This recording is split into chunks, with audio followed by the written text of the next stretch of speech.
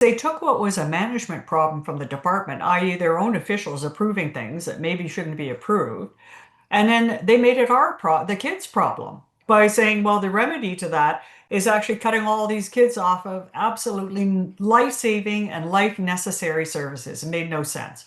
And the other thing is that there's no evidence that the federal government has that this misuse is widespread. The other piece is that they dropped down this policy of this bulletin that, as you say, really limited access to Jordan's principle.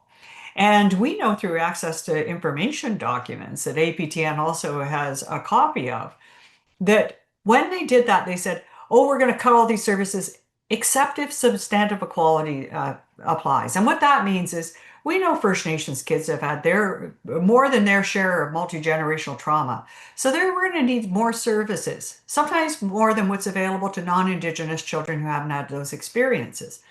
That's what substantive equality is about. And they put it in fine print and then cut all those services.